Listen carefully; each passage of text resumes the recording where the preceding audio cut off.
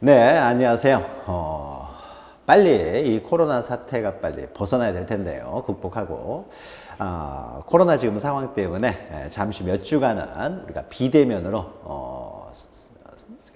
인터넷으로만 이제 여러분이 볼 수가 있을 것 같습니다. 저도 빨리 상황이 벗어나서 여러분들 얼굴을 직접 대면하면서 수업할 수 있기를 기대합니다. 자, 우리 지금까지 했던 내용들 다시 한번 쭉 지난 시간 했던 내용 보시면은 우리가 지난 시간부터 이제 등기법이 시작이 됐어요. 그래서 등기라고 하는 것은 이제 부동산의 권리 관계를 이제 기록해 놓은 것을 말하는 거죠. 그러면 우리 등기는 우리가 지난 시간에 했지만은 민법에서부터 시작한다라고 했습니다. 그래서 민법에서 그 등기 사항들을 규정해 놓고 민법에서 규정해 놓은 이 등기 사항들의 그 절차를 규정하기 위해서 특별히 만든 법이 부동산 등기법이다. 그래서 부동산 등기법은 민법의 부속법입니다. 그래서 등기법을 하다 보면 계속 민법의 내용이 반복해서 나온다.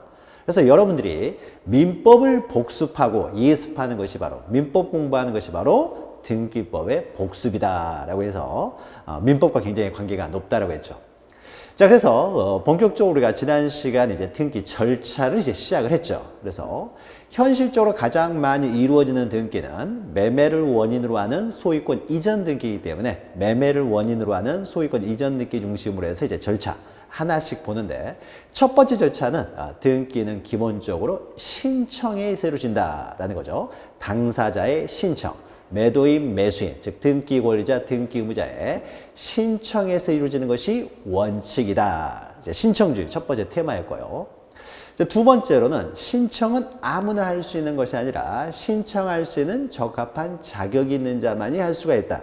구체적으로 적합한 자격은 권리를 가질 수 있는, 즉 자연인과 법인은 등기 당사자가 될 수 있기 때문에 등기 신청 적격이 있고, 자, 권리 능력이 없지만은 비법인 사단, 비법인 재단, 법인 아닌 사단, 법인 아닌 재단은 그 명의로 등기할 수가 있기 때문에 등기 신청 적격이 있다라는 거죠.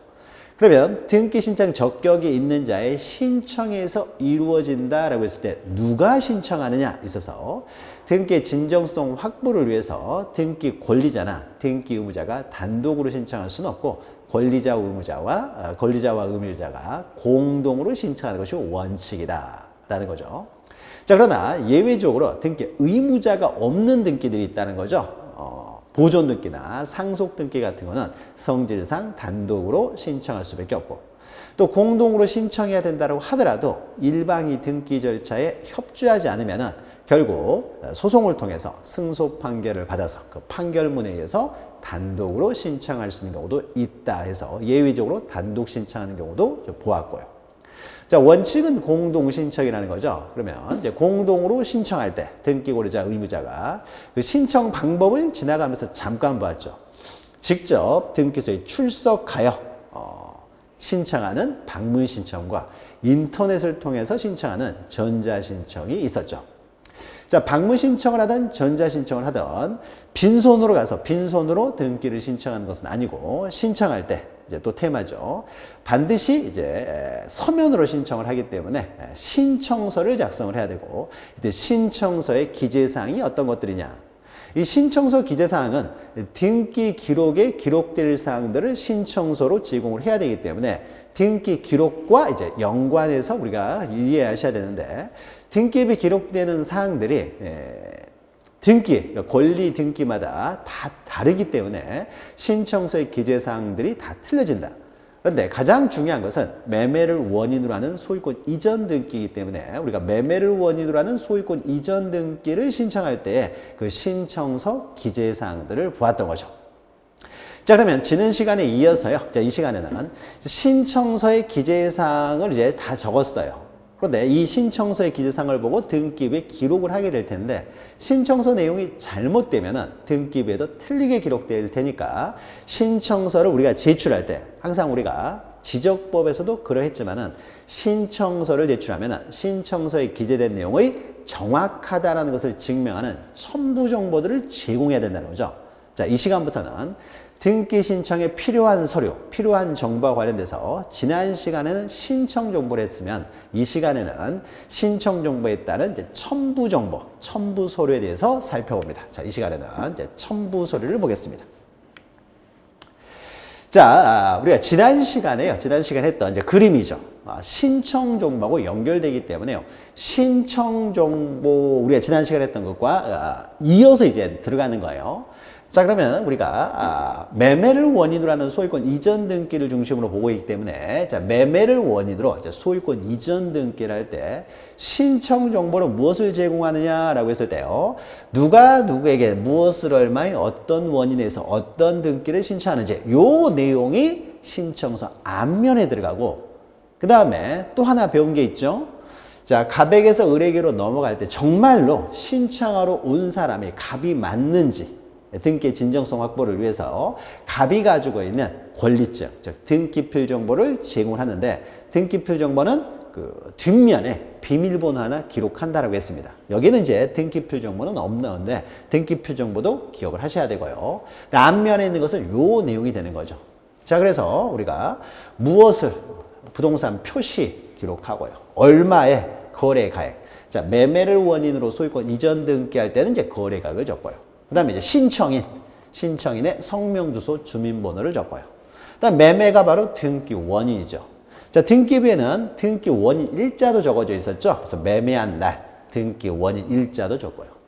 그리고 이제 등기 목적, 어떤 등기를 신청하는지 등기 목적을 적었어요. 자, 요 내용이 앞면에 들어가고 뒷면에 등기필 정보가 들어가는데 등기필 정보는요. 뒷면에 비밀번호 하나만 기록하면 되는 것이지 따로 우리가 받은 등기필 정보를 첨부 정보로 제공하는 것은 아니에요. 뒤에 있는 비밀번호 하나만 적으면 되기 때문에요. 그래서 등기필 정보는 신청 정보로만 제공하면 되는 것이지 따로 첨부 정보를 제공하는 것은 아닙니다. 그래서 첨부 정보와 관련돼서는 등기필 정보는 따로 다루지를 않고요. 자, 그러면은 이거 하나하나에 대해서 이제 첨부 정보를 보도록 하죠. 자, 신청 정보로 제공했는데 이것이 틀리면은 안 되잖아요. 그래서 이게 정확하다는 증명 정보를 하나씩 이제 제공을 하게 되는데, 자, 우리 책으로는요, 377페이지 보시면은 우리가 그 왼쪽에 있는 내용들이 신청 정보에 관한 내용이에요. 한 장을 앞으로 가게 되면 그 신청서 내용이 나오고 있고요. 견본이 나오죠. 우리가 지난 시간에 신청서, 견본, 유인물을 가지고 설명을 들었던 것이죠.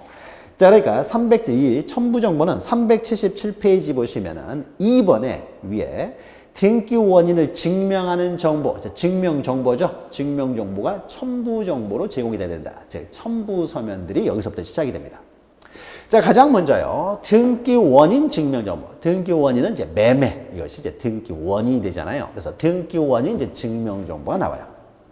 자, 그러면 등기 원인 증명 정보에는 뭐가 있을까요? 자, 매매를 했다는 걸 증명하는 정보. 뭐가 있겠어요? 계약서가 있겠죠. 계약서. 그래서 계약서를 들고 갑니다. 그래서 만약에 갑과 을이 공동으로 신청할 때, 둘이서 함께 공동으로 신청할 때는요, 그냥 계약서 들고 가면 돼요. 자, 등기 원인 증명 정보는요, 등기 원인의 종류에 따라서 증명하는 정보가 다양해요. 그러니까 밑에 그 양가로 3번 보시면은 등기 원인 증명 정보 이제 종류들이 나오는데 종류들을 알 필요는 없어요. 종류들은 다양하다. 원인이 수만 가지가 있으면은 거기에 증명 정보도 수만 가지가 있을 테니까 그걸 외울 필요는 없고요. 맨 위에 보시면은 계약서 나오죠. 계약서. 요거. 옆에다 공동신청 이렇게 하나 적어 넣어줘도 돼요. 그래서 공동신청을 할 때는 둘이서 계약했다는 계약서 들고 가면 됩니다. 자, 그런데 만약에 둘이 공동으로 신청하면은 계약서만 들고 가면 되는데 갑이 등기 절차에 협조를 하지 않아요. 을이 요구를 하는데 등기 청구를 했는데 협조를 하지 않으면은 을은 갑에 대하여 이전 등기 청구 소송 소송을 제기해서 승소 판결을 받으면은 단독으로 신청할 수가 있다라는 것이죠. 그럼 이때 단독으로 신청할 때요. 판결을 받아서 단독으로 신청할 때는 계약서만 들고 와서는 안 되는 것이죠. 공동으로 신청할 때 계약서만 들고 와도 되는 것이지 혼자 올 때는 계약서만 들고서 혼자 와서 신청할 수는 없고요. 혼자 올 때는 내가 이전 등기 청구권이 있다라는 것을 판결에 의해서 지금 증명을 하고 있잖아요. 판결을 통해서. 그래서 판결서를 가져야 돼요. 그래서 만약에 단독으로 신청할 때, 판결에서 단독으로 신청할 때는 내가 이전 등기 청구권이 있다라는 확정 판결 정본. 자, 이것을 첨부하면 됩니다. 그리고 이게 각종 조서예요. 조서. 화해 조서, 인락 조서 이런 것들이 있는데요. 이 조서는 뭐 깊이 알 필요는 없고요. 이 조서는요. 확정 판결과 동일한 효력을 갖는 것이 바로 이 조서예요. 조서. 조서는 우리가 앞으로도 중간중간에 나오는데요. 갑과 을이 소송을 하는 과정에서요. 갑과 을이 갑을 상대로 소송을 했더니요. 갑이라는 사람이 끝까지 싸웠어요. 나는 너한테 판 적이 없다. 라고 해서 나는 못 넘겨주겠다 싸웠는데 끝까지 싸웠다는 거죠. 둘이 끝까지 싸웠을 때는 그때는 판결로서 종료가 돼요. 그래서 누가 이겼는지 결국 법원에서 판결을 해요. 그리고 그 판결은 1심, 2심, 3심 있다 보니까요. 확정됐을 때 그 확정 판결 정본을 들고 와야 돼요. 1심에서는 승소 판결을 받았다고 하더라도 2심에서 질 수도 있는 겁니다. 그래서 이 판결이 확정되었다는 확정증명서도 함께 가져와야 돼요. 그래서 판결 정본에 확정증명서가 함께 끼어 있으면 이것을 확정 판결 정본이라고 하고 단독으로 신청할 때는 이 확정 판결 정본을 가져야 돼요. 그런데 소송이 끝나는 것은요. 끝까지 싸워가지고 판결이 있으면 종료되는 건 아니고요. 을이 갑한테 소송을 제기했더니 갑이 싸우다가요. 기권을 해버릴 수도 있어요. 내가 졌다. 그러면은 청구를 인락하는 그냥 단순히 조서만 작성을 합니다. 조서. 그러니까 이 조서가 판사가 작성하는 거예요. 판결문하고 동일한 효력이에요. 그런데 판결에 의해서 내가 졌을 때는요, 이 사람이 불복을 할 수 있지만은 자기가 스스로 기권한 사람이 불복할 일은 없겠죠. 그래서 조서가 작성됐다는 것은 이것은 확정력까지 함께 발생해요. 그러니까 확정 판결 정본을 가져오든지 그냥 단순한 조서. 앞에 수식어는 알 필요 없고요. 화해 조서일 수도 있고 인락 조서일 수도 있고 뭐 여러 가지가 있을 수 있는데 조서 들고 와도 상관이 없어요. 나중에 또 시간 되면은 이 조서와 판결의 의미들을 볼 거예요. 그러니까 소송이 끝나는 것은 판결에서만 끝나는 것이 아니라 이제 기권을 통해서 끝날 수도 있고 그러면 단순하게 이제 조서만 작성해요. 이 조서가 확정 판결과 동일한 효력을 갖는다는 거죠. 자, 그러면은 결국 판사의 사인이 서명이 들어가 있는 확정 판결 정보나 조서를 들고 와도 돼요. 이건 단독 신청할 때는. 자, 그러니까 등기원인 증명 정보 그러면은 계약서나 판결서 이런 것들이 대표적인 것이 됩니다. 그래서 맨 밑에 판결 네 번째 줄에 있죠. 확정 판결 정보. 그래서 옆에다 단독 신청이라고 쓰시면 돼요. 공동 신청할 때는 계약서. 일방이 협조하지 않아서 판결에서 단독 신청할 때는 이럴 때는 판결서를 들고 와야 되지 계약서만 들고 와서 단독으로 신청할 수는 없다라는 거예요. 자, 이런 것이 이제 등기원인 증명 정보가 됩니다. 근데 우리 책에서는요, 이제 그 등기원인 증명 정보는 간단하죠. 근데 우리 책에서는 여기까지만 있고 뒤에서 나오는데요. 우리가 뒤로 이렇게 좀 넘겨서 몇 페이지를 보시냐면요. 390페이지를 한번 보세요. 390페이지에 이제 각종 여러 가지 이제 등기 절차들이 나오게 되는데 390페이지 보시면은 소유권 이전 등기가 나오죠. 우리는 지금 매매를 원인으로 하는 소유권 이전 등기를 다루고 있는데 뒤에서는 매매 이외에 여러 가지 원인에 따른 뭐 상속, 수용, 유증 여러 가지 원인이 있어요. 이전 등기에 있어서는 다양한 원인에 따른 소유권 이전 등기 절차를 다루게 되는데 이때 소유권 이전 등기와 관련돼서요. 1번 보시면 계약을 원인으로 소유권 이전 등기 해야 돼요. 계약. 매매도 계약이잖아요. 계약을 원인으로 소유권 이전 등기 할 때는 항상 이런 문제가 발생해요. 자, 갑과 을 사이에 계약을 했습니다. 갑이 현재 소유자인 상태에서요. 근데 을 앞으로 등기도 하지 않은 상태에서 을이라는 사람이 이걸 바로 전매를 해요. 전매를.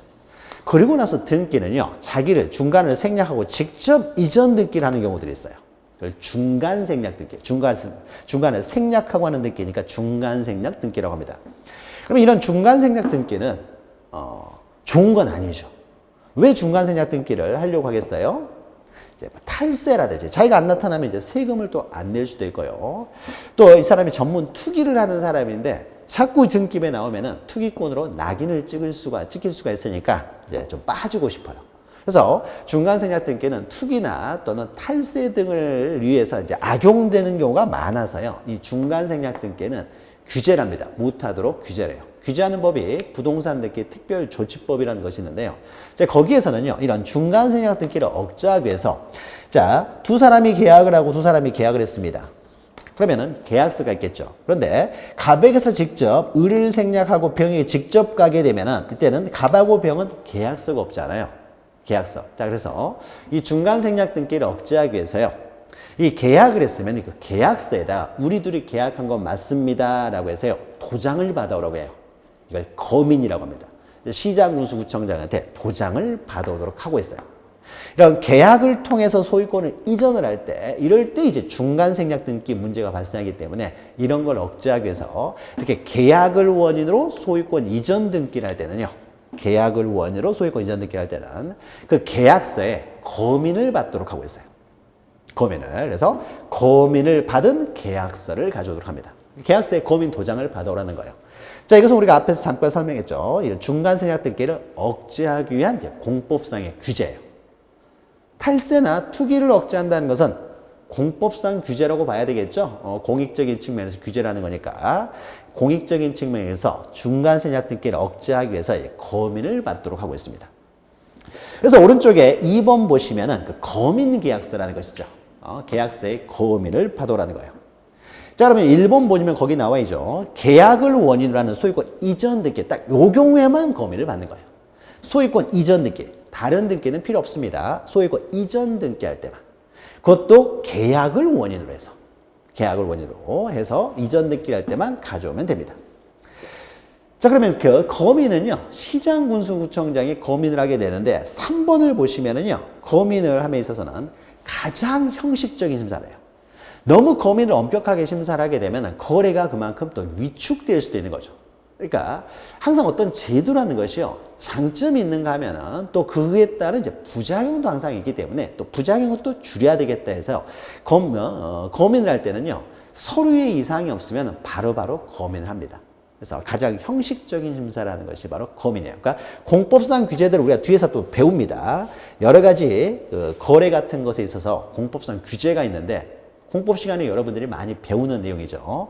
근데 그 규제 중에서 가장 형식적인 규제다라고 생각하시면 돼요. 그래서 이렇게 정리하시면 돼요. 가장 형식적인 심사를 하고요. 그러면 계약을 원인으로 소유권 이전 등기할 때는요, 등기 원인 증명 정보로 계약서를 들고 올 때 그 계약서의 거민 도장을 받아야 되는데, 만약에 승소 판결을 받아서 단독으로 신청할 때, 그럼 판결서를 가져올 거 아니에요. 판결서에도 거민은 받아야 돼요.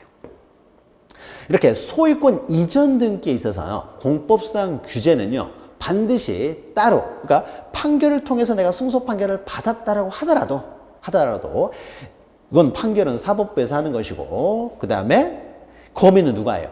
행정부에서 하는 거잖아요, 행정부에서. 그래서 소유권 이전 등기를 하면서 행정적 규제를 통과했다는 소리는 반드시 판결에서 단독 신청한 때도 받아와야 돼요. 즉, 이 판결서나 조서에 거민 도장을 받아야 된다는 거죠. 자, 그리고 요거는요, 우리가 소유권 이전 등기할 때 필요해요. 이전 등기. 가등기할 때는 가져올 필요가 없습니다. 앞으로도 우리가 계속 나올 텐데요. 이런 우리의 거래 행위라든지 권리 취득에 있어서 공법상의 규제들을 받는 경우들이 많은데, 이 공법상 규제를 받고 있을 때는 공법상 규제를 통과했다라는 서류를 또 첨부 서면으로, 첨부 정보로 제공을 해야 돼요.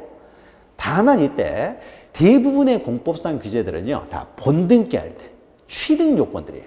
취득 요건들이기 때문에 본등기할 때 필요하지, 임시적으로 하는, 아직 권리를 취득하기 전에 임시적으로 하는 가등기를 할 때는 제공할 필요가 없습니다. 본등기할 때 필요하다. 그러니까 가등기가 아니라 이전 등기. 단순히 이전 등기 그러면 이것은 본등기를 말하는 거예요. 그래서 본등기할 때 받아야 된다. 요거 정도 잠깐 기억하시고요. 그래서 거민계약서 잠깐 보고요. 그래서 계약을 원인으로 소유권 이전 등기를 신청할 때는 계약서나 판결서를 가져오는데, 다만 이때 거민을 받아야 된다. 계약인 경우에는 거민을 받는다. 기억하시면 돼요. 자, 그 다음에요. 다시 377페이지로 다시 와서요. 우리 커다란 흐름을 보시면 돼요. 신청 정보와 연결시켜서 커다란 흐름을 이제 첨부 정보로 보시면 되고요. 자, 그 다음에 377페이지 보시면 거기에 3에서요. 3에서. 자, 등기원인 증명정보로 계약서나 이제 판결서 가져오면 되는데, 또 거민이 필요하면 이제 거민을 받아야 되고요.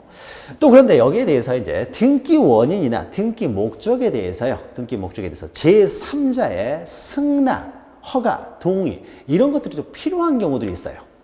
자, 그러면 이런 경우에는 어떤 제3자의 허가나 승낙 동의가 필요하면은 그것도 승낙 동의가 있었다는 증명 정보를 또 첨부해야 되겠죠.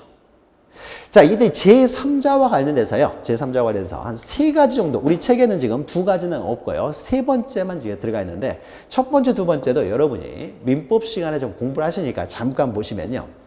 제한 능력자가 만약에 매매를 했어요. 자, 미성년자.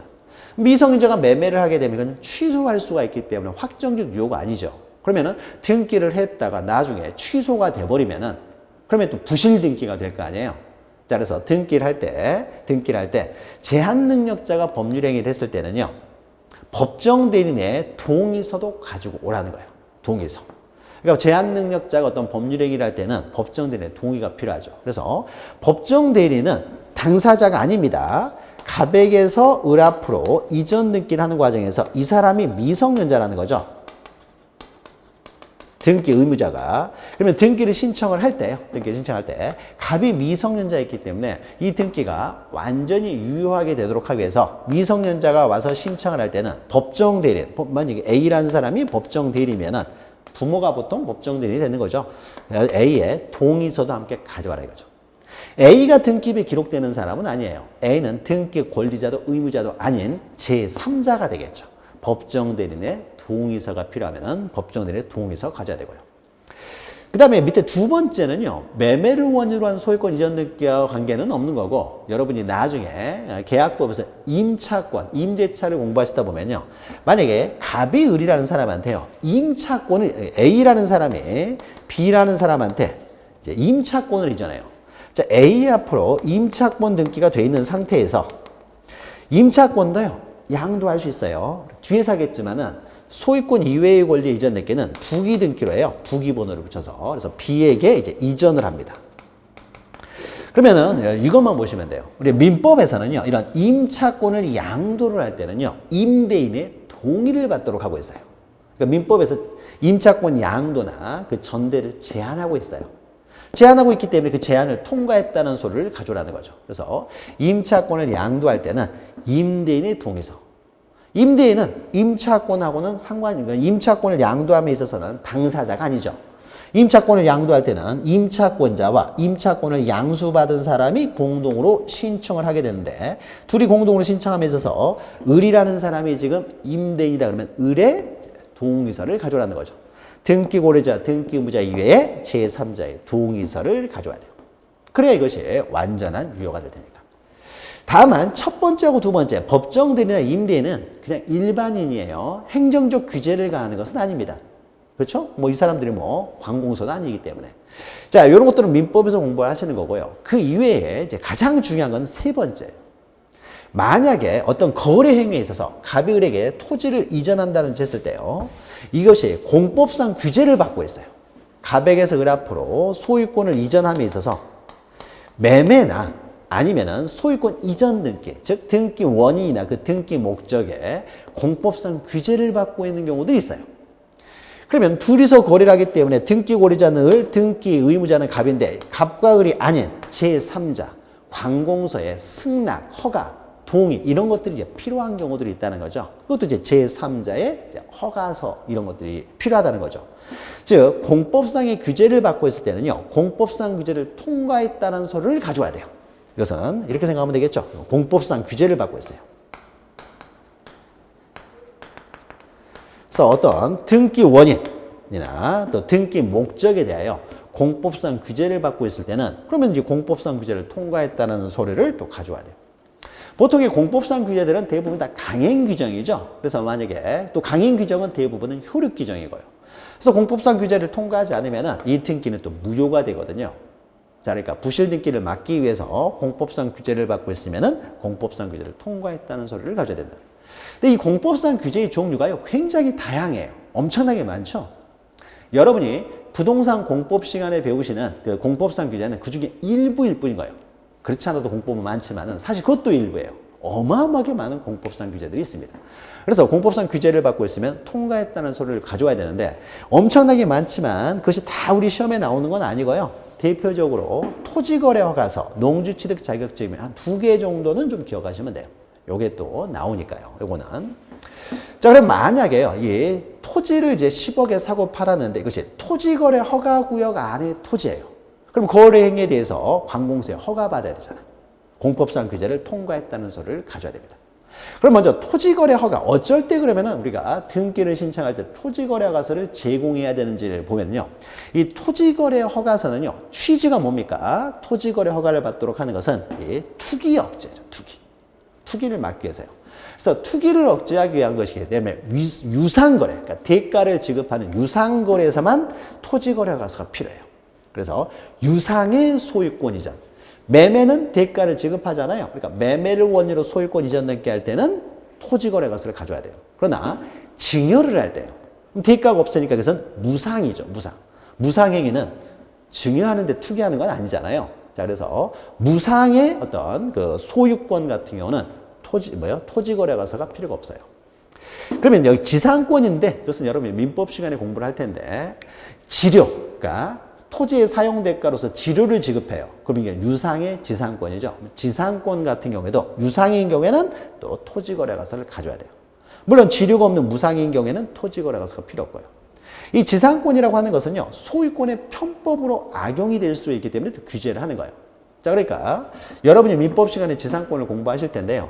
갑이라고 하는 사람이 을이라는 사람한테 이 토지를 파는데 소유권만 규제하고 지상권은 규제하지를 않는다라고 해버리면요. 갑이 을한테요. 소유권을 넘기는 것이 아니라 지상권을 설정해 주는 거예요. 사용할 수 있도록. 그래서 지상권의 사용기간, 그러니까 토지의 사용기간을 어떻게 하느냐. 여러분 지상권 시간에 공부하시면 알겠지만은 영구 무한으로 지상권 설정이 가능해요. 그래서 갑이 을한테 토지 사용권을 주면서요. 사용 기간을 어떻게 하느냐? 1000년을 사용하도록 해요. 1000년. 실질적으로 뭐예요? 소유권을 넘기는 거하고 동일한 거죠. 1000년간 내가 마음대로 사용할 수 있다. 무슨 말이에요? 소유권을 취득한 건가? 차이가 없는 거죠. 그래서 이 지상권이라고 하는 것이 소유권의 편법으로 이용이 될 수도 있기 때문에요. 대가가 있으면은 그러니까 소유권이든 지상권이든 다 투기 억제를 위해서 토지거래 허가를 받도록 합니다. 자, 이것은 거래에 대해서 허가를 받아야 돼요. 그래서 이건 법률행위, 즉 매매, 등기 원인에 대한 규제예요. 자, 그래서 이건 법률행위의 효력 발생 요건입니다. 토지거래 허가는. 그래서 여러분이 그 민법 무효 파트에서 나오죠. 토지거래 허가 없이 이루어진 매매계약의 효력은 어떻습니까? 유동적이긴 하지만 무효예요. 일단 무효죠.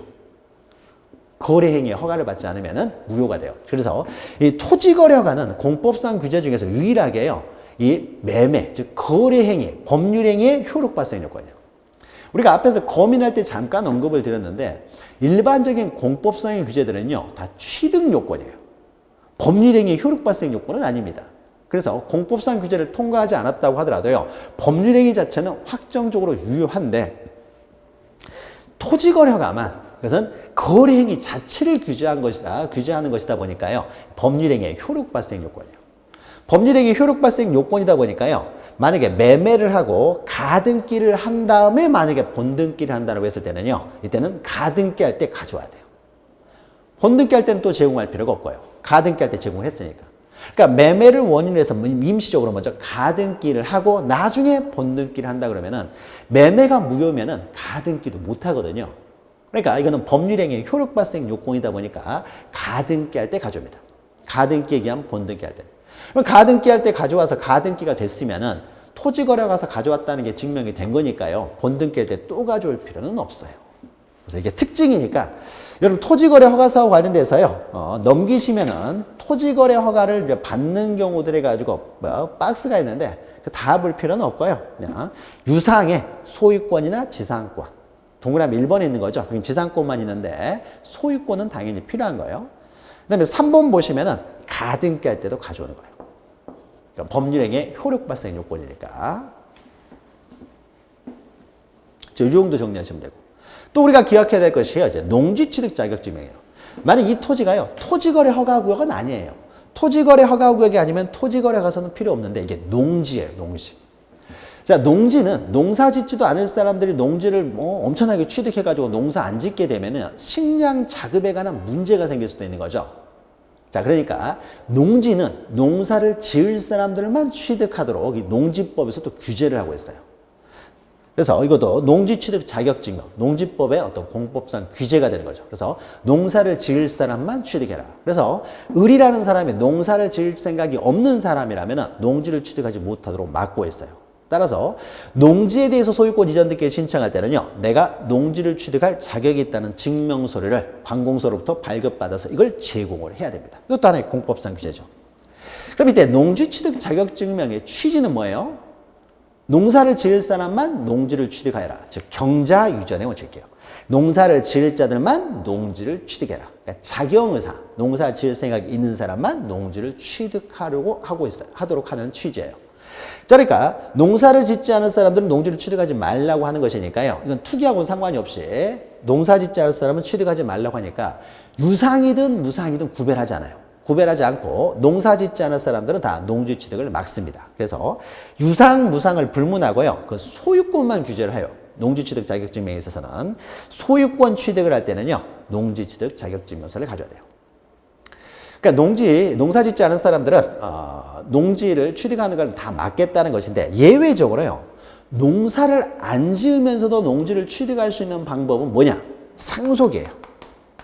그 이외에 여러 가지가 있습니다. 몇 가지 있습니다만 대표 중에 상속이니까 상속만 기억하시면 돼요. 상속은 필요가 없어요. 그러니까 내가 농사를 짓지 않아도요. 부모님이 농사 짓다가 돌아가시면요. 농지를 상속은 가능해요. 그러니까 농사 짓지 않으면서 농지를 취득할 수 있는 거의 유일한 방법이라고 생각하시면 돼요. 그러니까 상속은 농지 취득 자격증명 안 가져도 돼요. 농사 안 져도 상속은 받을 수 있으니까. 그러나 그 이외에는요. 유상이든 무상이든 간에 다 농지 취득 자격증명서 가져야 돼요. 그러니까 뭐 농지를 증여를 받는 경우에도 증여받기 위해서도 농지 취득 자격증명이 있는 사람만 농지를 또 증여받을 수도 있게 됩니다. 자, 그리고요, 이거는 취득 요건이죠. 농지 취득 자격증명이에요. 그러니까 농지의 취득 요건입니다. 그러니까 농사를 언제부터 지으면 돼요? 을이라는 사람은 매매할 당시에는 농사 안 져도 돼요. 취득할 때, 이때부터 농사 지으면 되잖아요. 그 전까지는 갑이 농사 지을 테니까. 취득 요건이기 때문에 이것은 본등기 할 때, 내가 완전히 소유권을 취득할 때, 그때 가져오면 됩니다. 자, 그래서 권리의 취득 요건이다 보니까요. 가등기 할 때는 가져올 필요가 없어요. 가등기에 기한 본등기를 한다 그러면 가등기 할 때 농지를 취득하는 건 아니기 때문에 본등기, 이전등기, 본등기 할 때 제공하면 되는 것이지 가등기 할 때 제공하는 건 아니에요. 자, 그래서 거기 동그라미 1번 보시면 농지취득 자격증명에 있어서 매매, 증여, 교환, 자, 증여인 경우에도 제공을 해야 된다는 거죠. 그리고 이전 등기예요. 이전 등기. 단순히 이전 등기 그러면은 본등기를 말하는 거예요. 가등기는 반드시 가등기라고 표시를 하기 때문에. 그래서 가등기 할 때는 필요 없고 본등기 할 때 필요하다. 요 정도만 일단 기억하시면 됩니다. 이 정도. 그래서 이렇게 등기 원인이라든지 토지거래 허가는 등기 원인에 대한 공법상 규제가 될 것이고 농지 취득 자격증명은 그 등기 목적, 소유권 이전 등기에 대한 공법상 규제가 되겠죠. 이런 공법상 규제를 받고 있을 때는 공법상 규제를 통과했다라는 서류를 가지고 와야 등기해 준다는 거죠. 근데 농지도 아니고 토지거래 허가구역도 아니에요. 그럼 이런 거 필요 없고요. 그러니까 조금 어려운 거래 같은 경우는 그만큼 더 첨부 정보가 많이 이제 필요해지는 것이죠. 자, 여기까지 해서요. 자, 등기 원인 증명 정보에 대해서 좀 봤어요. 그래서 등기 원인 증명 정보와 관련돼서 계약서나 판결서인데 때로 검인을 받아야 되는 경우가 있고 그 다음에 때로는 등기 원인과 등기 목적에 대해서 공법상 규제를 받고 있으면 공법상 규제를 통과했다는 서류를 첨부해야 된다는 거죠. 자, 그 다음에 첨부 정보에서 밑에 4번에서 등기상 이해관계 있는 제3자의 승낙서인데 이것은 등기상 이해관계는 우리가 방금 했던 단순한 제3자하고는 좀 달라요. 이것은 지금 할 필요가 없어요. 적어도 소유권 이전 등기에서는 나타난 현상은 아니고요. 뒤에서 다릅니다. 그러니까 이것은 넘어가시고요. 그 다음에 밑에 이제 주소 증명 정보인데 주소 증명 정보는 조금 이따 하고요. 오른쪽에 6번 보시면은 주민등록번호 뭐 부동산 등록번호 증명정보 이건 가져올 필요 없어요. 이건 뭐 안 보셔도 돼요. 그러니까 신청인의 성명, 주소, 주민번호를 적었으면 이걸 또 증명하는 정보를 가져오는 것이죠. 이걸 가져오는데 주소 증명정보만 좀 기억하시면 되고 오른쪽에 있는 주민등록번호 이런 증명정보는 안 보셔도 되고요. 주소 증명정보를 하기 전에 오른쪽 7번부터 보죠.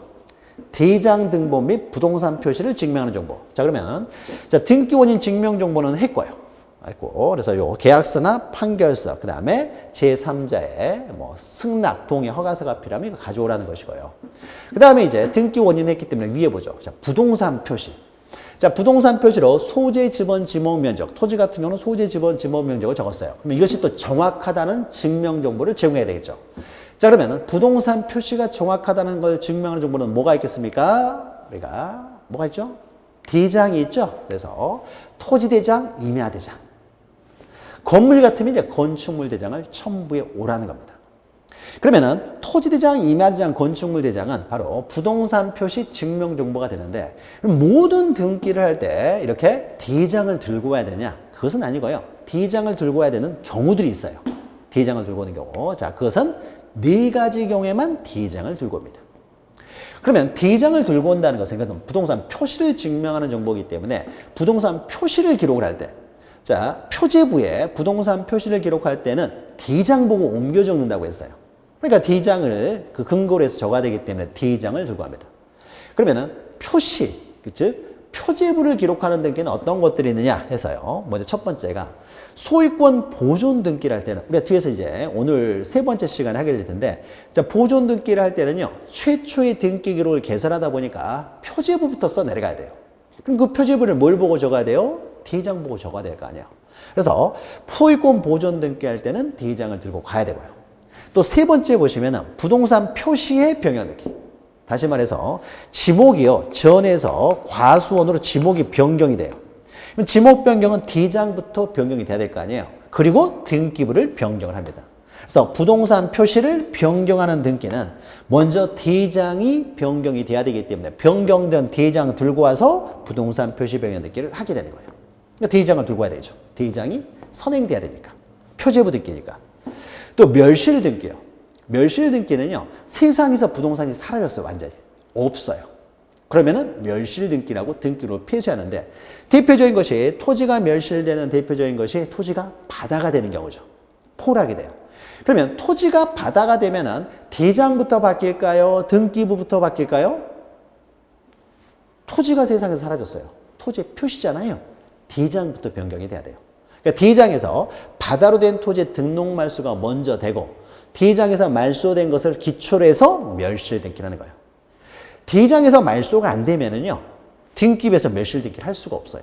그러니까 이거는 표제부의하는 등기예요. 그러니까 요 두 등기는요. 표제부의하는 등기예요. 표제부의하는 등기이기 때문에 당연히 대장을 들고 와야 되고 이것도 보존 등기도요. 표제부를 기록해야 돼요. 먼저 표제부부터 기록하고서 내려가야 되기 때문에 당연히 대장을 가져가야 돼요. 그리고 또 하나 표제부를 기록하지 않음에도 대장을 들고 가는 유일한 예가 소유권 이전 등기예요. 소유권 이전 등기는 그냥 있는 소유권을 그냥 이전만 하기 때문에 표제부를 따로 기록하지는 않지만은 우리가 앞에서 잠깐 설명드렸습니다만은 가장 중요한 등기가 소유권 이전 등기라고 했죠. 요게 잘못되면은 그 이후에 이루어진 모든 등기가 다 무효가 되기 때문에 갑과 을사이에 정말 X 토지 이전하는 건 맞는지를 또 확인하기 위해서요. 소유권 이전 등기는 표제부를 기록하는 등기가 아님에도 불구하고 대장을 반드시 또 들고 가야 되는 거예요. 그러면 모든 등기할 때 대장을 다 들고 가는 것은 아니고요. 요 4가지 등기를 할 때만 대장을 들고 갑니다.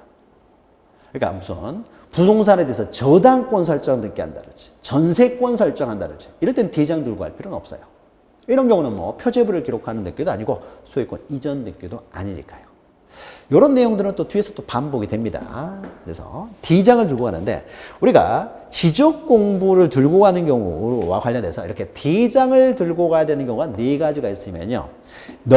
그 밑에 보시면 도면이 나오죠. 도면 8번. 도면은 이제 지적도나 임야도를 말해요. 지적도, 임야도. 이렇게 도면을 들고 가야 되는 또 경우가 있어요. 도면을 들고 가는 경우. 도면을 들고 가는 경우는 어떤 경우냐면요. 자, 밑에 여기 소유권 보존 등기는 넘어가시고요. 보존 등기 하는 경우는 일정한 경우에는 또 가져가는 경우가 있지만 이건 별 중요한 건 아니고 넘기시면은 부동산 일부. 자, 부동산 일부라면 되어 있지만 거기에 용익권이라고 써요. 부동산 일부에 밑에 용익권. 부동산 일부에 용익권을 설정하는 경우예요. 여러분이 나중에 이제 민법 시간에 이미 공부하셨을 수도 있겠지만요. 한 필지의 일부, 부동산 일부요. 한 필지, 여기가 100번지인데 100번지 일부입니다. 자, 우리가 지적법에서도 잠깐 다뤘지만은 한 필지의 일부는 소유권 등기가 안 돼요. 그러니까 분할하지 않고서는 소유권 등기를 못 합니다.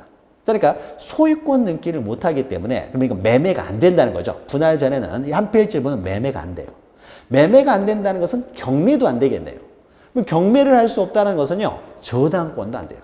저당권은 경매에서 우선 면제받은 권리이기 때문에 저당권도 안 돼요. 그래서 한 필지 일부는요. 소유권이나 저당권 등기는 안 돼요. 그러나 한 필지 일부를 처분은 못하지만은 사용만 하는 건 상관이 없잖아요.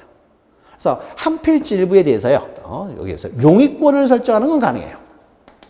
용익권. 사용만 하는 건 상관없죠. 처분이 안 될 뿐이니까. 그래서 부동산의 일부에 대해서요. 일부에 대해서 용익권 설정은 가능해요. 자, 부동산 일부에 대해서 가능한 등기는요. 용익권 등기밖에 없습니다. 물권법 시간에 공부하겠지만은 부동산 일부에 대해서는 취득할 수 있는 권리는 용익권밖에 없어요. 다른 권리는 취득이 안 됩니다. 자, 그러니까 부동산 일부에 대해서 만약에 용익권을 설정합니다. 그러니까 갑이라는 사람이 토지 소유자인데 갑이 을에게 요 일부만 지상권을 설정해줘요. 아니면 뭐 전세권을 설정해준다든지 아니면 임차권을 설정해준다든지 이건 가능해요. 사용만 하면 되는 거기 때문에. 자, 그러면은 일부에 대해서만 이렇게 용익권을 설정할 때는요. 그러면은 그 일부, 어디서부터 어디 일부라는 걸 표시를 해야 될 거 아니에요. 그래서 등기부에 일부에 대해서 용익권을 설정할 때는 등기부에 이 지상권이나 전세권, 임차권 등기에요. 일부 표시를 합니다. 그래서 동남쪽으로 뭐 30제곱미터, 동남쪽으로 뭐 100제곱미터 이렇게 표시를 해요. 근데 동남쪽으로 100제곱미터 그러면은 정확히 알기가 힘들잖아요. 자, 그래서 정확한 위치, 그 일부에 표시를 하기 위해서요. 도면을 들고 가도록 하고 있어요. 그래서 도면을 들고 와서 도면에 표시를 해야 되겠죠. 여기서부터 여기까지를 설정하려고 합니다. 그래서 도면에 표시해가지고 도면을 제공해야 돼요. 그래서 일부에 대해서 용익권을 설정할 때는요. 이때는 도면을 들고 가야 돼요. 그 부분을 표시한 도면을 들고 가는 것이지 대장을 들고 가는 게 아닙니다. 100번지 일부에 대해서 용익권을 설정한다고 해서 이 100번지 토지의 소재 지분 지목 면적이 바뀌는 건 아니에요. 따라서 한 필지 일부에 용익권 설정할 때는 도면만 들고 가면 되지 대장을 따로 들고 갈 필요는 없습니다. 그래서 우리가 대장을 들고 가는 경우하고 도면을 들고 가는 경우를 구별할 줄 알아야 돼요. 구별할 줄. 그래서 틀리게 바뀌어서 나올 수 있기 때문에 구별해서 기억을 하셔야 됩니다. 그래서 부동산 일부의 용익권 설정할 때는 또 도면을 들고 간다. 기억하시면 되고요. 자, 한 장 앞으로 와서 우리가 잠깐 넘어갔는데요. 그 378페이지 보시면 주소 증명 정보가 있죠. 이건 뭐 간단해요. 주소 증명 정보는 뭐가 있겠습니까? 주소를 적었으면 이 사람의 성명, 주소, 주민번호를 적었으면 나의 성명, 주소, 주민번호가 정확하다는 증명 정보로 뭐가 있겠어요? 주소 증명 정보로 주민등록 등본이 있겠죠? 주민등록 등본 들고 가면 됩니다. 그럼 이때 주민등록 등본을 들고 가는 경우는요, 우리가 보죠. 만약에 갑에게서 갑은 이미 기록되어 있어요. 그러면 최초의 등기로는 보존 등기라고 했습니다. 그러면은 갑이 보존 등기 신청하러 갈 때는 이때는 갑의 성명, 주소, 주민번호를 적어야 되기 때문에 갑의 성명, 주민등록번호를 증명하는 갑의 주민등록 등본을 가지고 갔겠죠. 가지고 가서 그걸 보고 성명, 주소, 주민번호를 확인한 다음에 등기를 했을 거 아니에요. 그래서 이제 갑 앞으로 등기가 됐어요. 자, 그 다음에 갑이라는 사람이요. 이 부동산을 담보로 해서 A은행에서 돈을 빌리면서 저당권을 설정한다고 해보죠. 그럼 저당권도 공동신청입니다. 공동신청. 자, 공동신청을 할 때요. 그러면 A라는 사람을 등기부에 새롭게 기록을 해야 될 거 아니에요. 그러니까 A라는 사람의 성명, 주소, 주민번호를 이제 증명하는 정보를 따로 제공을 해야 돼요. 그럼 이때 갑의 주민등록등본을 또 가져갈 필요가 있을까요? 갑은 이미 기록이 돼 있잖아요. 기록이 돼 있고 A만 새롭게 기록하면 되기 때문에 A의 주민등록등본만 가져가면 되지 저당권 설정할 때 갑의 것까지 가져갈 필요는 없어요. 자, 그래서 주소증명 정보와 관련돼서요. 등기 권리자가 새로 등기 명의이 되는 경우에 그 등기 권리자의 것만 가져가면 돼요. 그러니까 새로운 등기 명의이 되는 사람 것만 가져가면 되는 거예요. 그러니까 보존 등기할 때 갑은 이미 가지고 갔고 등기가 됐고 그다음에 A 앞으로 저당권 등기할 때는 이제는 A가 새롭게 등기가 될 테니까 A 것만 가져가면 된다는 거죠. 당연한 것이겠죠. 그런데 여기서도 중요한 내용이 있어요. 소유권 이전 등기를 할 때입니다. 이에서요. 을 앞으로 소유권 이전 등기를 할 때요. 자, 그러면 소유권 이전 등기를 할 때는 을만 새롭게 기록하면 되잖아요. 그러니까 을의 주민등록등본만 가져갈 것처럼 보이지만은 소유권 이렇게 이전 등기를 할 때는요. 이게 제일 중요하다고 했죠. 정말로 갑으로부터 이전되는 건 맞는지. 우리 등기 절차의 가장 중요한 것은 등기가 부실 등기가 되는 걸 막기 위해서 정확하게 진정한 등기가 되도록 하는 것이 목적이에요. 실체관계에 부합시키는 등기가 되도록 하는 것이 목적이고 그 목적을 위해서요. 여러 단계의 절차들을 두고 있어요. 그럼 이 절차들의 목적은 뭐냐? 실체관계에 부합하는 등기, 즉 진정한 등기가 되도록 하는 것이 목적을 합니다. 그래서 등기를 신청할 때 뭐 공동으로 신청해라, 등기표 정보 가져와라. 그 이외에 또 주소 증명 정보도 소유권 이전 등기할 때는 등기부자 갑의 것도 가져오라고 해요. 이미 기록되어 있는. 정말로 갑으로부터 이전되는 건 맞는지를 확인하기 위해서.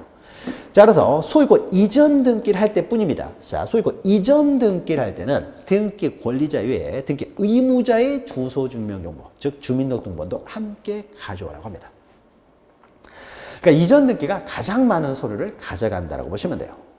자, 그래서 거기에 의해가지고 거기 두 줄이 있죠. 그러니까 등기 권리자 것만 가져오면 되는데 일반적으로는 그냥 두 번째 줄 다만 중간에 있죠. 이전 등기, 소유권 이전 등기는 등기 의무자의 것도 가져와야 된다라고 했죠. 자, 그거 보시면 되고요. 자, 넘기시면 나머지는 그렇게 중요한 내용이 아닙니다. 자, 그래서 380페이지 보시면 등기 의무자의 등기필 정보인데요. 자, 등기필 정보는 신청서의 비밀번호로 제공하면 돼요. 그러니까 따로 첨부 정보를 가져갈 필요는 없어요.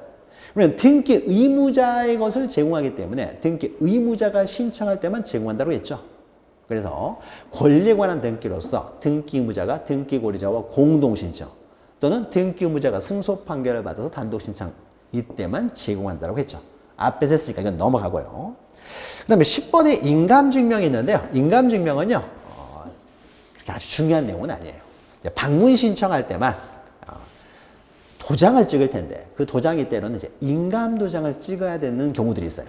그럼 인감도장을 찍어야 되는 경우라면 이것이 인감도장이라는 것을 증명하는 인감증명서를 첨부하는 것인데요. 이건 그렇게 아주 중요한 내용은 아니기 때문에 넘어가고요. 자, 그러면은요, 오른쪽 6번 보시면 이제 등기 신청의 접수 및 심사가 있는데 첨부 정보 중에서요, 우리가 그럼 여기 다 있죠. 부동산 표시 증명 정보, 그 다음에 신청인 증명 정보, 등기 원인 증명 정보. 등기 목적은 이건 해달라고 하는 것이니까 등기 목적 증명 정보라는 건 없고 다만 등기 목적, 소유권 이전에 대해서 공법상 규제를 받고 있으면 규제를 통과했다는 서류 정도는 가져가면 되는 거예요. 그럼 우리가 하나인 게 있죠. 뭐예요? 거래가액 증명 정보죠. 매매를 원인으로 소유권 이전 등기할 때는요. 거래가액을 등기부도 기록을 해요. 따라서 신청서에도 기록을 해야 되고 신청서에 나와 있는 거래가액이 정확하다는 또 증명 정보를 가져가는데 요 내용은 어디 있냐면은요. 또 뒤로 가서 또 왔다 갔다 해서 죄송합니다만 391페이지 보시면요. 여기만 잠깐 보도록 하죠. 연결되는 내용이니까 한꺼번에 보도록 하죠. 391페이지 우리가 방금 전에 봤던 거민계약서 바로 밑에 있죠. 계약을 원인으로 소유권 이전 등기할 때는 계약서나 판결서에 거민을 받도록 하고요. 그 밑에 보시면은 부동산 거래계약 신고 필증이 있죠. 자, 이게 바로 거래가액 증명 정보예요. 자, 그러면 거래가액 증명 정보라는요.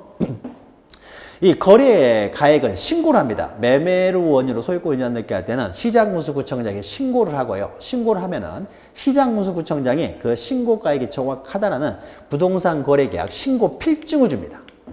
증명 정보로서. 그러면은 부동산 거래계약 신고 필증을 가져와요. 신고 필증. 이게 이제 그러면 신고 필증상에 나와 있는 그 가액하고 그다음에 신청서에 나와 있는 거래 가액하고 일치가 돼요. 정확하다는 것이니까 등기를 해주는 거예요. 거래계약 신고필증을 가져옵니다. 그런데 만약에요. 신고필증상에 나와 있는 거래 부동산이요. 하나가 아니라 두 개예요. X, Y 두 개. 다시 말해서 갑과 을이라는 사람이요. 10억에 부동산을 사고 파는데 하나의 부동산만 사고 팔았을 때는 이럴 때는 그냥 신고 필증만 가져오면 돼요. 아, X부동산 10억에 사고 팔았구나 라고 해서. 그런데 거래 부동산이 두 개 이상이에요. 두 개의 부동산을 10억에 사고 팔았어요. 자, 그러면 이럴 때는 신고 필증상에 나와 있는 것이 두 개의 부동산이 되겠죠. 그래서 나와 있는 부동산이 2개 이상인 경우에는 신고 필증만 가져와서는 안 되고요. 안 되고 이럴 때는 매매 목록이라는 걸 또 가져와야 돼요. 매매 목록은 뭐냐면은요, 그 제목에 있는 거죠. 신고 필증과 매매 목록인데요. 자, 그러면은 만약에 XY 2개의 부동산을 갑과 을이 10억에 사고 팔았으면은 X 부동산 등기부하고 Y 부동산 등기부가 있을 텐데요. 그러면은 X 부동산이 갑에게서 을 앞으로 이전이 될 것이고 Y 부동산도 갑에게서 을 앞으로 이전이 될 텐데 이제 거래 가액을 적게 되겠죠. 근데 거래 가액을 적는데 어떻습니까? 여기다 적는데 이거 여기다도 10억 적고 여기다도 10억 적고 양쪽에 10억을 적을 수가 없잖아요. 2개 합쳐서 10억인데. 그러니까 이럴 때는요, 여기다가 10억을 적을 수가 없기 때문에요. 이럴 때는 매매 목록이라는 걸 따로 제공을 합니다. 그래서 매매 목록을 따로 줘요. 그래서 매매 목록을 만들어가지고, 여기다가 매매 목록 해가지고, X, Y 2개 합쳐서 10억 이렇게 적어요. 거래가액을 여기다가 따로 빼가지고 기록을 한다는 거죠. 여기다가 기록을 못하니까. 등기부에 기록을 못하기 때문에요. 2개 이상인 경우에는 매매 목록을 따로 빼가지고 여기서 2개를 10억에 사고 팔았다. 한 다음에 여기는 거래가액을 적는 것이 아니라 이 매매 목록 번호만 적어 놓습니다. 매매 목록 번호만. 그래서 얼마 주고 사러 팔았는지 보고 싶으면요. 매매 목록 보면 우리가 알 수가 있는 거죠. 자, 그래서 거래 부동산이 2개 이상이면요. 신고 필증 이외에 매매 목록을 가져옵니다. 물론 거래 부동산이 1개라고 하더라도요. 매도인과 매수인이 모두 여러 명이에요. 여러 명이면 이럴 때도 거래가액을 거기다 적기가 어려워요. 등기부에. 따라서 이럴 때도 매매 목록을 만들어서 매매 목록에 누구누구누구와 누구누구누구가 서로 사고 팔았는데 이때 총 얼마로 거래를 했다라는 걸 여기다 적어요. 그래서 매매 목록도 가져옵니다. 자, 그래서 제목 보시면 되겠죠. 매매를 원인으로 소유권 이전 등기를 신청할 때는 신고 필증과 근데 양가로 3번에 있죠. 3번에 보시면은 매매 목록 첨부해 가지고 매매 부동산이 2개 이상이나 수인의 여러 명의 매도인과 매수인 사이의 거래는 매매 목록도 첨부를 합니다. 자, 그리고요. 밑에 그 위에 양가로 2번 보시면요. 거래 가액이 나오죠. 거래 가액이라고 하는 것은요. 거래가액을 등기부에 기록을 했을 때 거래가액을 증명하는 서류로서 이제 신청서에 거래가액을 적고 증명하는 서면을 가져오는데 등기부에 언제나 거래가액을 적는 건 아니에요. 매매를 원인으로 소유권 이전 등기는 일반적으로 거래가액을 적지만요. 거래가액을 적지 않는 경우가 있어요. 등기부에 거래가액을 기록하지 않으면 신청서에 거래가액을 쓸 필요가 없고 첨부 정보로 거래가액 증명 정보를 가져올 필요가 없는 거죠. 자, 그래서 거래가액 등기에서 동그라미 1번만 보시면 돼요. 거래가액을 기록하기 시작한 것은요. 2006년 1월 1일부터예요. 그래서 그 이전에 이루어진 계약의 가격, 매매 같은 경우는요. 계약서가 작성됐을 때는 필요가 없어요. 이건 너무 오래됐으니까 아예 필요가 없고요. 그 다음에 가등기를 하는 경우. 자, 우리가 거래계약 신고필증 가져오라는 건 뭡니까? 뭐예요? 공법상 규제죠. 이것도 시장군수구청장이 이렇게 신고필증 작성하는 거예요. 공법상 규제는 어떻습니까? 다 본등기할 때 필요하다고 했죠. 자, 가등기할 때요. 거래대금 다 지급하는 거 아니에요. 그래서 본등기할 때 거래대금을 다 지급되기 때문에 본등기할 때 필요하지 가등기할 때는 거래가액을 적질 않아요. 가등기할 때는 거래가액 적지 않으니까 거래가액 증명정보를 제공할 필요가 없고요. 그 다음에 등기원인 증명정보로요. 계약서를 들고 오면 계약서에는 거래가액이 있어요. 따라서 거래가액을 등기부에 기록을 하고 거래가액을 신청서로 작성을 하고 거래가액 증명정보를 가져오는데 판결서를 가지고 단독으로 신청할 때요. 판결서 들고 와서 단독으로 신청할 때는 이 판결서에는요. 의리갑한테 이전 등기 청구권이 있다, 등기 청구권이 있다는 것만 나오지 얼마 주고 샀는지 거래가액이 안 나와요. 자, 거래가액이 안 나오기 때문에요. 판결서를 가지고 단독으로 등기를 신청할 때는 등기부에 거래가액을 적지 않아요. 거래가액을 적지 않으니까 신청서로 거래가액을 적을 필요도 없고 그 다음에 신청서에 있는 거래가액을 증명하는 정보로서의 뭐 부동산 거래계약 신고필증도 제공할 필요가 없어지는 거죠. 그러니까 등기부에 거래가액을 기록하지 않으니까 신청서, 첨부정보 이런 것들이 다 필요 없어지는 거죠. 그래서 등기원인 증명정보가 판결서나 조서인 경우에는요. 이럴 때도 가져올 필요가 없습니다. 그래서 동그라미 1번은 이렇게 나오죠. 2006년 1월 1일 이후에 작성된 매매 계약서. 자, 계약서를 등기원인 증명정보로 가져올 때. 판결서를 가져올 때는 거래가액 적지 않으니까 증명정보 필요 없습니다. 그래서 계약서. 계약서를 등기 원인 증명 정보로 가져오고 이전 등기를 신청하는 경우, 즉 가등기가 아니라 이전 등기를 신청하는 경우, 즉 본등기를 할 경우만 제공한다는 거죠. 이 세 가지를 반대되는 것이 이제 1번에 있는 거죠. 그러면 1번에 있는 그 반대가 뭐예요? 1월 1일 이전 또는 등기 원인 증명 정보가 계약서가 아니라 판결서나 조서인 경우, 또 이전 등기, 본등기가 아니라 가등기인 경우에는 제공할 필요가 없다 이렇게 되는 거죠.